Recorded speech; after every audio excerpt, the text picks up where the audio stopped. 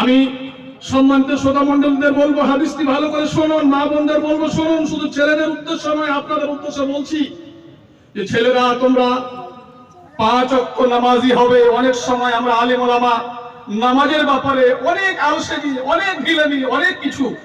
অতএব এটা মাথায় রাখতে হবে।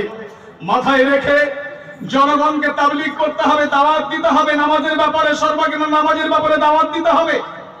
নামাজ যদি আমাদের ঠিক না হয় তাহলে আমাদের কর্মজীবন, জীবনের সমস্ত কাজ বৃথা হয়ে যাবে, বেকার হয়ে যাবে।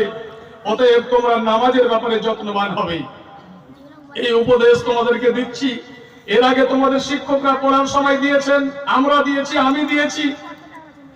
আবারও তোমাদেরকে ওপেন জনসমাজের মাঝে, জনগণের মাঝে, মা বোনদের মাঝে, পুরুষ ভাই বাপজিদের মাঝে তোমাদেরকে দিচ্ছি। 5 ওয়াক্ত নামাজি হবে এবং নামাজের আহ্বান করবে, নামাজের শিক্ষা দেবে। নতুবা তোমরা কবরকে তোমরা হারিয়ে দেবে, কবরে ঠকে যাবে, তোমরা বিপদগ্রস্ত হয়ে যাবে, হাসরের ময়দানে জাহান্নামে চলে যেতে হবে। দ্বিতীয় কথা হচ্ছে, তোমরা কোরআন পড়েছো। বুখারীতে হাদিস রয়েছে, আম্মা জান আয়েশা রাদিয়াল্লাহু তাআলা আনহা বর্ণনা করেছেন যে যারা কোরআন পাঠে দক্ষ, যারা কোরআনে পারদর্শী, কোরআন রিডিং ভালো পড়তে পারে, কোরআনের তাত্ত্বিক বিশ্লেষণ করতে পারে, ব্যাখ্যা করতে পারে, আমল করতে পারে, জনগণকে শিক্ষা দিতে পারে, এই সমস্ত মানুষেরা কিন্তু সম্মানিত লিপিকার সঙ্গে তথা ফেরেশতাদের সাথী হবে, সঙ্গী হবে। অতএব তোমাদেরকে এই কোরআনের কালচার, কোরআনের স্টাডি, হাদিসের কালচার, হাদিসের স্টাডি যতদিন বেঁচে থাকবে ততদিন তোমাদেরকে বহাল রাখতে হবে। মানুষ কিন্তু বলবে যে তোমার বয়স হয়ে যাচ্ছে, তোমার পড়া যাচ্ছে না, পড়া শেষ হচ্ছে না, এটা মানুষ বলবে। কিন্তু একজন যোগ্য আলেমের, একজন যোগ্য হাফেজের এটা বৈশিষ্ট্য হবে না। তাকে মরা পর্যন্ত কোরআন এবং হাদিস স্টাডি করে নিজে আমল করতে হবে, জনগণকে শিক্ষা দিতে হবে। এটা তোমাদের দায়িত্ব। তোমরা ছাত্র ছিলে, ভুল করেছো, একটা জনগণ বলেছে ভুল করেছে, ছাত্র মাফ করে দিয়েছে।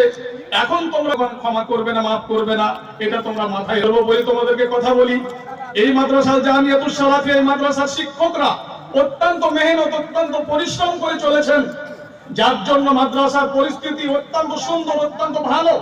এই 5 বছরের ভিতরে মাদ্রাসার যত কাজ হয়েছে, পশ্চিমবঙ্গের কোন মাদ্রাসায় 5 বছরের ভিতরে এত কাজ হয়েছে বলে আমরা মনে করি না।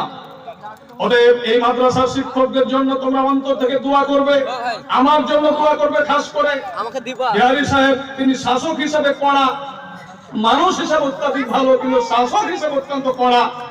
অতএব ওনার কথাবার্তায়, ওনার লাঠির আঘাতে হয়তো তোমরা অনেক সময় দুঃখ পেয়েছো, বেদনা পেয়েছো, সেটা মনে না রেখে ওনার জন্য খাস করে দোয়া করবে। সকল শিক্ষকদের জন্য দোয়া করবে, মাদ্রাসা কমিটিদের জন্য দোয়া করবে, মা বোনদের জন্য দোয়া করবে, পুরুষ ভাই বাপজিদের জন্য দোয়া করবে।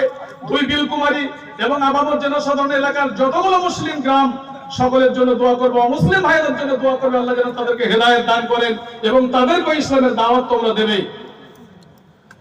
আমি তোমাদেরকে এই সংক্ষেপে কিছু উপদেশ দিয়ে নসিহত করে আজকের মতো শেষ করছি। ওয়া মা আলাইনা ইল্লাল বালাগ। আসসালামু আলাইকুম ওয়া রাহমাতুল্লাহ।